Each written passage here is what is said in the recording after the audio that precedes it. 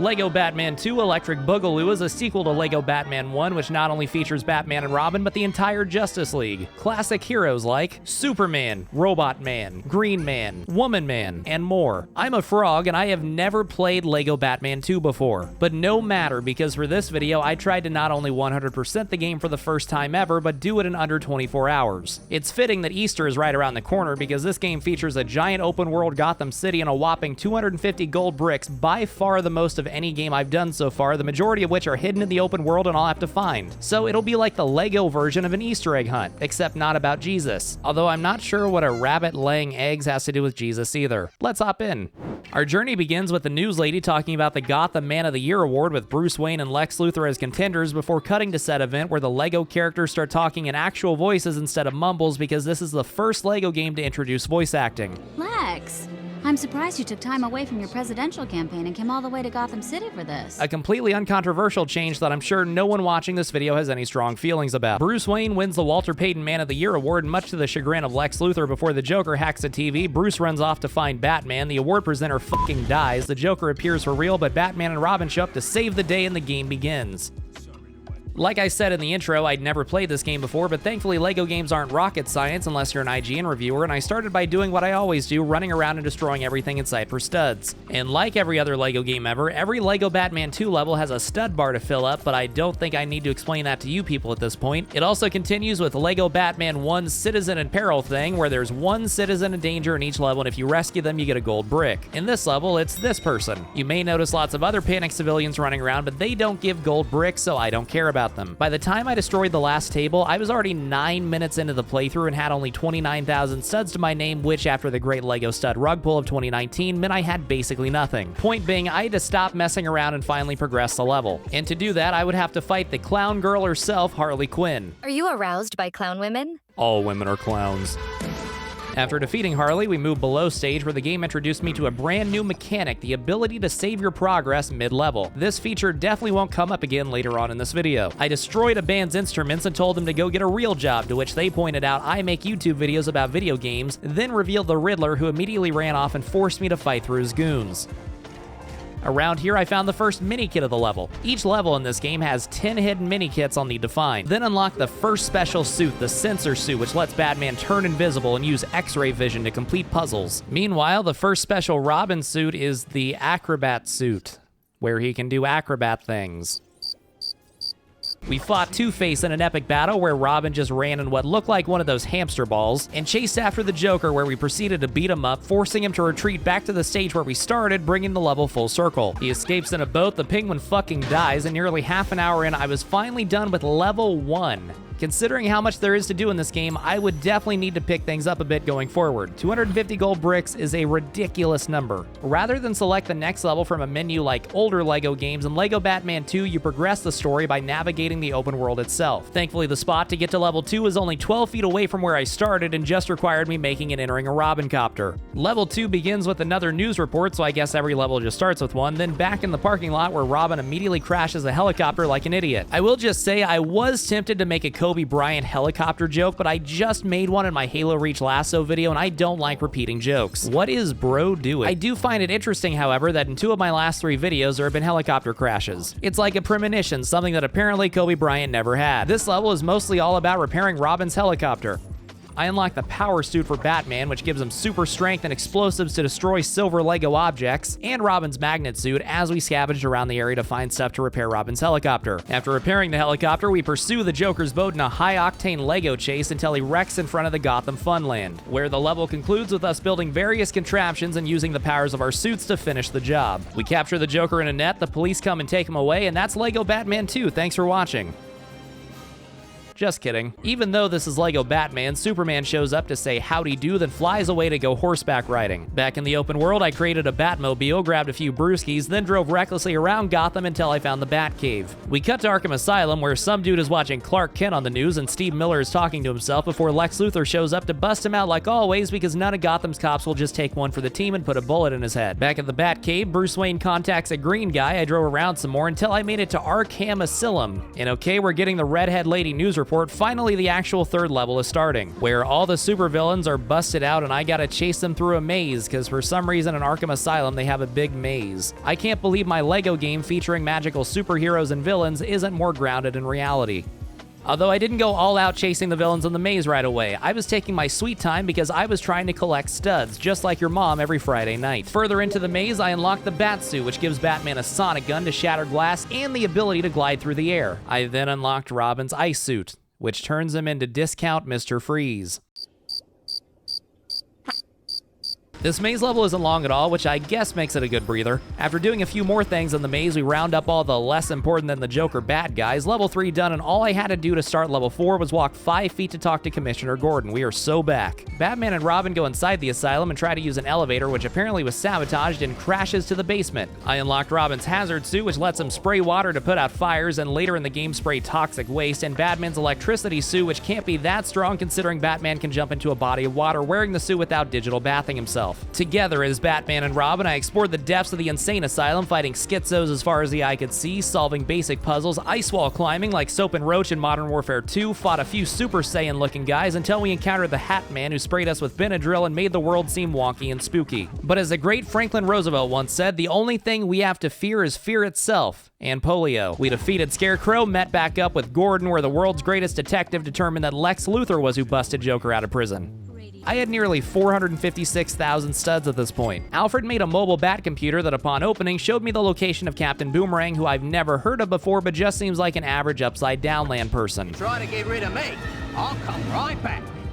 After Austin Powersing, I went back to the asylum in the open world to confront him, where I bataranged him a few times and got an offer to purchase him for 100,000 studs. For now, I'll have to pass. Robin and I then drove to Ace Hardware to start level 5, which was the longest level in the game so far by a mile and maybe the longest level I've ever played in a LEGO game, period. Although that's definitely partly due to me not having a firm grasp on the mechanics and trying to do things like spray green toxic waste with purple toxic waste and accomplishing nothing. But even besides my skill issues, this level was just super long. Our primary adversaries were clowns with big red afros like Ronald McDonald. Back when I was in kindergarten, we had an assembly where Ronald McDonald came to our school to perform magic tricks and tell us to eat at McDonald's. This was back in the day, back in my day, when McDonald's had play places and was fun back before people cared about things like hygiene and sanitation. Did I mention that this level is really long? Batman and Robin do some thinking, then the factory starts blowing up and there's a fire, and we still have plenty of level left. With Robin's suit, I cleaned up toxic waste and put out fires. As Batman, I blew things up. We advanced until Batman almost killed them both before getting rescued by Superman, who for the first time I now got to play as. And as Superman, you can fly. Yes, yes, yes, yes, yes! Can you take me? He also has freeze breath for putting out fires and laser eyes because he's a Bitcoin maxi, but the level does force you to still use Batman and Robin's special powers as well, so it's not all Superman. After breaking out to the outdoors and breaking some more things, the level ends. Batman is clearly jealous of Superman because he has a Walter White ego. I paused for a few minutes to listen to my daily affirmations. I will be the best frog I can be.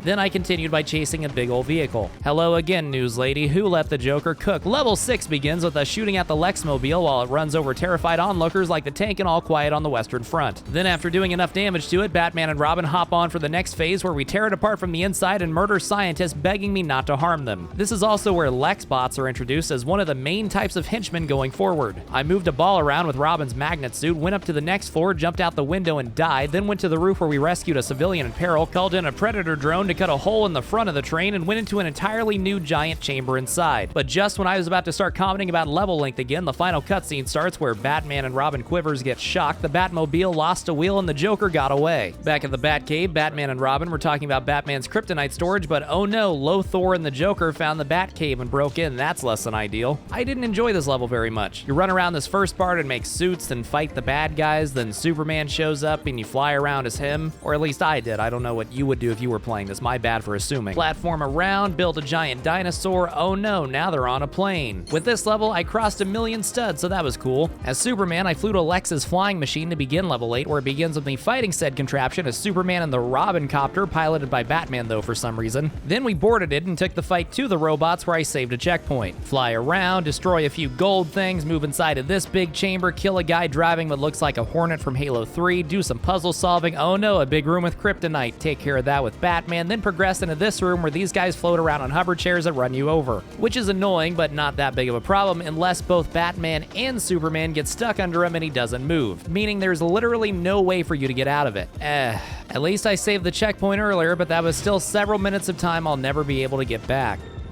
The agent of my destruction became my salvation, which is a cringe way of saying the hover chair that softlocked me a minute ago was key for progressing through this area by destroying silver objects. After a bit, I found this outside area where a lady was hanging onto a pole, and I wanted to help her but couldn't figure out how. Sucks to suck. Batman gets dropped out of a trapdoor and Superman saves him. Meanwhile, at LexCorp, they're building something, but we don't know what yet. Spoiler, a giant Joker mech. I collected my first gold brick in the open world because Batman and I spawned right next to it, so that was cool. What wasn't cool were the flight controls. My god. As Superman, I flew in the direction of what I'm assuming is Metropolis because the next level takes place at the LexCorp headquarters where the receptionist turned out to actually be a murderous robot. This leads to a pretty by-the-numbers boss fight as Batman and Superman, then we run around and build some stuff, take an elevator and battle through LexCorp where he has kryptonite force fields and goons dressed like the Fallout logo who hold up kryptonite to weaken Superman. There's a lot of talk about a labor shortage, meanwhile Lex Luthor found a lot of people willing to work for him to do evil stuff. They must get good health insurance. I had a robot battle, Batman and Superman took an elevator with the janitor who asked them if they knew the score of the game. 7-3, St. Louis. By St. Louis, I'm assuming he means the Battlehawks, cause a law. They find the Megazord Joker and Lex had been working on, and oh no, they're taking it to Gotham. Brandon Routh and Ben Affleck pursue them, and level 10 starts like the other level a couple levels ago with the flying part before we land directly on the Jokertron and rip it apart from there. Unfortunately, Superman gets blasted in the face by kryptonite, loses his power, and Batman has to save him, and that was already the end of the level. That was only like 5 minutes of gameplay. Because of what just happened in the story, for the remainder of the story, I could no longer fly as Superman, which kinda sucked when navigating the city. So I ran to the mech, which was sitting down for some reason, before we went underground to the subway, and I don't mean the Jared Fogle kind. As for the subway level in this game, it was pretty standard. I fought through underground tunnels, rode a subway, and that was that. Easy. I had a lot of studs at this point. Level 12 starts with Lex giving a rally for his presidential campaign featuring the new robot which sprays chemicals brainwashing everyone present into loving and supporting him. Something something Orange Man bad. We climbed our way on top of Jokerzilla where we stood on a couple buttons, then went to the roof where we built a few more things. Superman sacrificed himself to punch a hole in it, and Robin reappeared to save the day. The next level is literally just driving in a red, yellow, and green Batmobile and shooting at the Joker mech.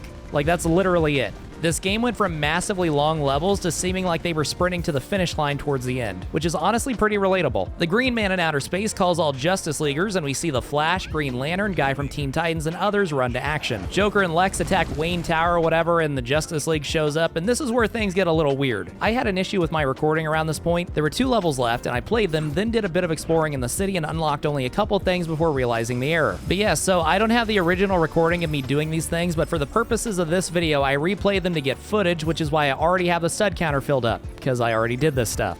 Green Lantern has a special ability to move green objects, and he can fly. Cyborg has laser eyes and super strength, so that's useful. The primary benefit of replaying the levels is to keep the timer more accurate. Inside baseball, I don't actually run the timer as I'm playing, I overlay it on top of all my raw footage after the fact. So replaying the levels lets me keep the timer more accurate as opposed to it just not counting the length of those 2 levels. Anyway, we fought to the roof of Wayne Enterprises where we faced off against the clown and pushed him down below. There's another boss fight against the Joker himself on the falling mech, and that's level 14. The Joker mech is now on the ground outside the tower where we enter into a final showdown with it. And once again, the stud counter is already filled up because I already beat this level before. In this level, you get to play as everyone from the previous level as well as the Flash and Wonder Woman. Flash, of course, just runs fast while Wonder Woman can fly, has a lasso of justice, and has the best film actor of the bunch. I need you to give me the stone! After disabling the mech once and for all, we fight the Joker head-on, which he's no match for, of course. Then Lex Luthor shows up in another mech. They really love those in this game, my god. And we defeat it by having Robin run on a hamster wheel, which lets us use the Hammer of Dawn.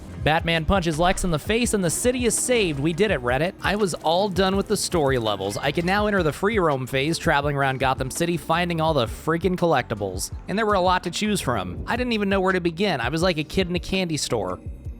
I noticed these glowing red lights in the sky that when I went to them represented vehicle terminals which also reveal parts of the city map when activated. So I thought a good enough place to start was by activating all these. Upon activating one, it shows you a villain in the area that after you defeat, you get access to purchase, like Captain Dingo earlier. In the footage I lost, I actually found the Penguin, fought, and unlocked him. Unfortunately, there's no way to uncollect something in this game, so that footage is lost in time like tears and rain. However, I did take the time to recreate my lost footage of the fight with Penguin in the 2002 Empire building game 1503 AD.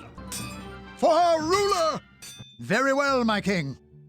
You're welcome. It wasn't my main focus, but I did go ahead and get a couple of the supervillains. Like here I found a hazard suit for Robin with a few toxic waste things by it, so I figured if I cleaned them up, something would happen. And like always, I was correct. Cleaning them up spawned in Killer Croc, a first-hand example of what happens to you just by consuming a single marijuana. I also went to a botanical garden type place where I found Poison Ivy and tried my hardest to fix her. Unlocking the last vehicle terminal revealed the last of the map, and on the map I could hit the Y button, which revealed dots and icons representing different collectibles. For example, a yellow dot is a gold brick. A red dot is a red brick. It's not exactly rocket science. Like I said, I had a lot of ground to cover and a lot of stuff to get. I figured as good of a strategy as any was to start from the bottom of the map and work my way up. I saw there was a red brick on the map right by my current location and did a mini game where you pilot a car with a hammer and smash other cars, and completing this mini game let me purchase the score times 4 red brick for only 200,000 studs. The score multiplier red bricks multiply the value of studs, so with this unlock, studs were now worth 4 times as much. Massive.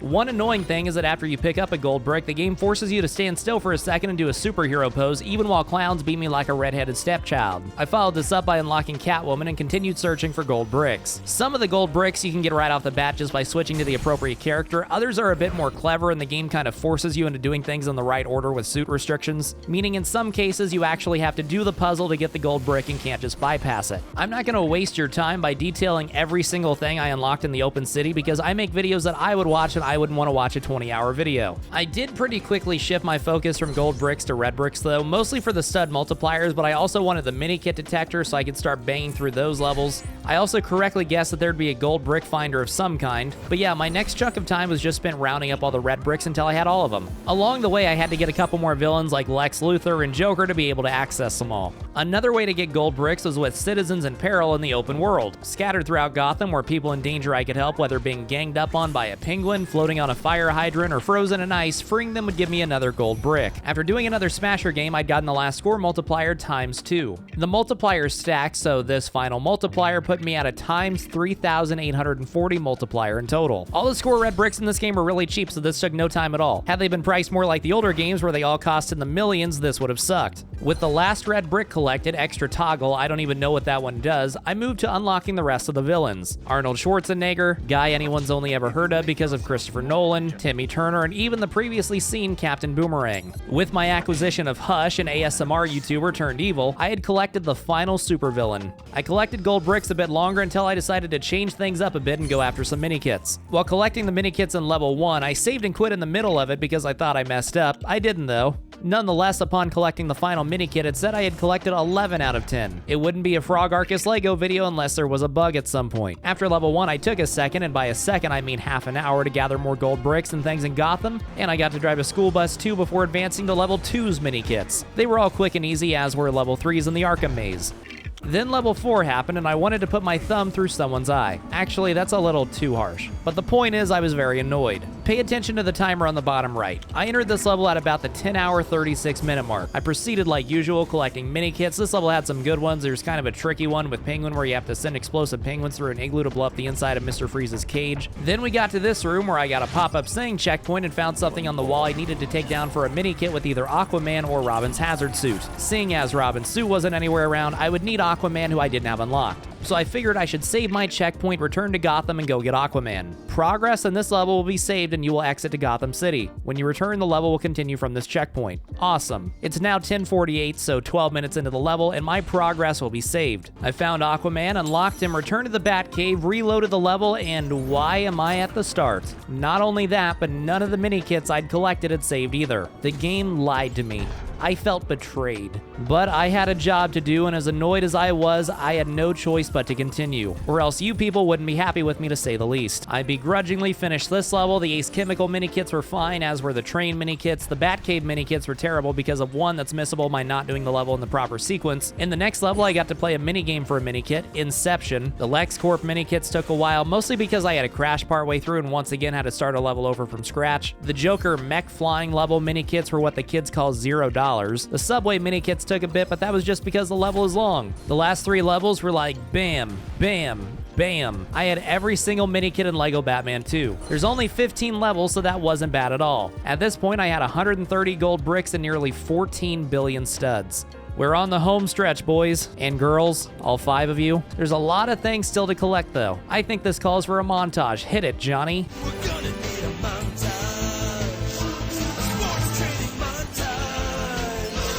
I'm never gonna play more than like 5 seconds of that song in a video ever again. A bit into my collecting, I found a portal to a secret bonus level called Lego Gotham City. It's like the classic Lego City levels where you have to collect a million studs, mostly by destroying things, except it's not as straightforward as it seems. It's actually a pretty neat bonus level and one of the trickier ones. I accidentally soft-locked myself a ways into it and had to start over at one point because I wasted one of the limited charges I had. But even besides that, this was a tricky level. Judging by the timer on the bottom right, I was here for well over an hour in total. But with that, I was now up to 195 gold bricks. With the gold brick detector, I had arrows pointing to all the gold bricks left on the map, so getting the rest was just a matter of, well, going to them, doing whatever I needed to, and grabbing them. There wasn't anything difficult, it just took time. I collected my final gold brick a little over 19 hours in by riding a giraffe to a specific spot. All I had left was to unlock the final character, one that you don't get access to until you have all 250 gold bricks. This character was Supergirl. All right, and there you have it, folks, 100%. That was the longest completion since the first one, Star Wars: The Complete Saga. I will say, having never played this game before, I did like it, and I would definitely recommend it if you like Lego games. That being said, I'm never playing it again. If you liked this video, click the one on screen to see another one of my Lego videos. Thanks to my patrons, like always, for supporting the channel. Happy Easter and shout out to Jesus.